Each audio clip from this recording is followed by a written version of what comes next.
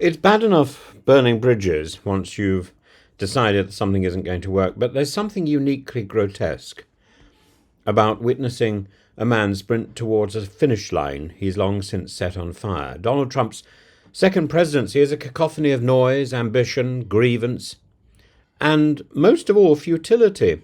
As we move towards his 100 days of Trump 2, the record is stark. No peace deals secured, no wars ended, no alliances strengthened, no deals in the traditional sense, only concessions dressed up as victories. Instead, the image Trump projects is one of desperate performance, flailing diplomacy, incoherent bellicosity, and perennial branding exercises of looking busy while achieving absolutely nothing but entropy.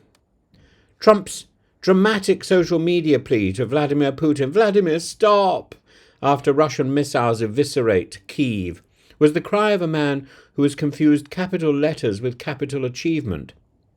Here was a president reduced to issuing schoolyard ultimata by smartphone while Russian artillery did the talking in blood and rubble. Stop! A peace president? Hardly. Rather a president for whom the spectacle of peace mattered far more than its substance.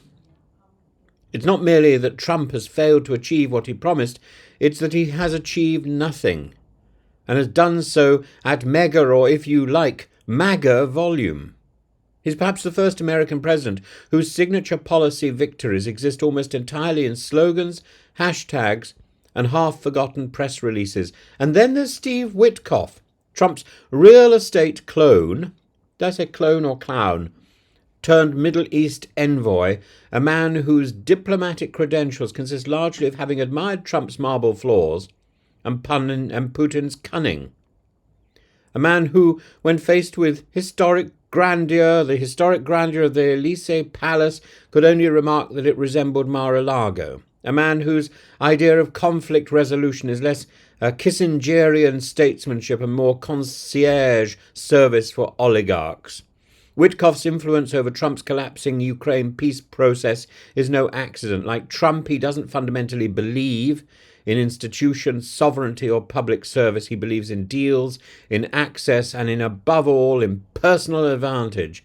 In Moscow, he giggled at gold wallpaper. In Rome, he reversed his motorcade in front of the world's press. In Paris, he called Putin gracious. In Washington, he sits with open access to the Oval Office.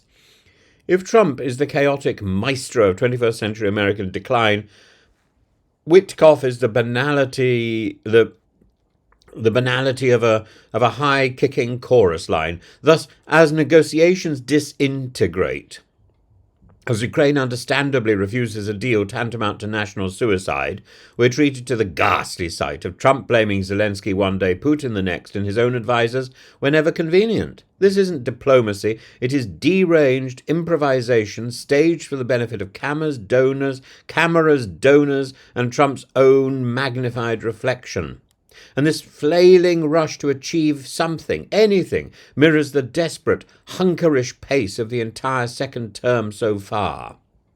Declaring a trade war without a strategy, threatening Greenland of all places with annexation, undermining NATO while embracing strongmen from Qatar to Moscow, dismantling the US foreign aid structure as though it were a falling casino.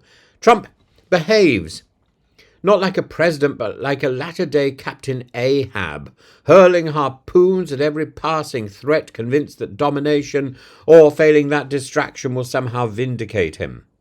The literary parallels are as uncomfortable as they are numerous. Dante might have reserved a circle for the fraudulent, but Marlowe's Faustus fits better, the man who trades infinite potential for temporal power and fritters it away on parlour tricks and piecemeal vanities. Or perhaps, like Captain Ahab, Trump is embarked on a voyage of self-destruction, one that will wreck not just himself, but the Pequod of American influence.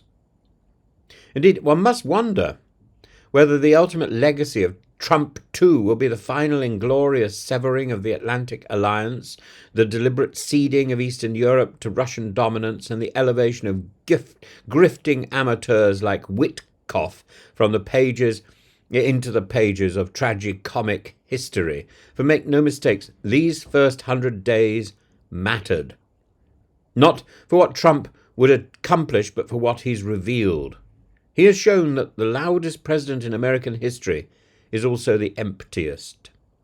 A man racing at breakneck speed towards his own irrelevance, hauling his party, his country, and perhaps the broader Western alliance beside him. What happens next? Will Europe, fragmented, panic?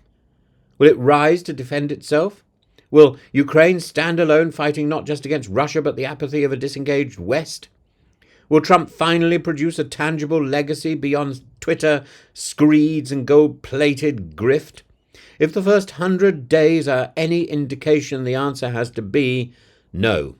It's a resounding, hollering, capital-lettered no. Trump's second term is less a political program than a tragic allegory.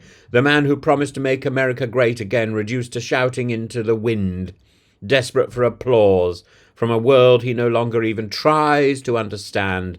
And for all the gold leaf and the screaming, it's all ending not with a bang, but with a whimper, in a blue suit.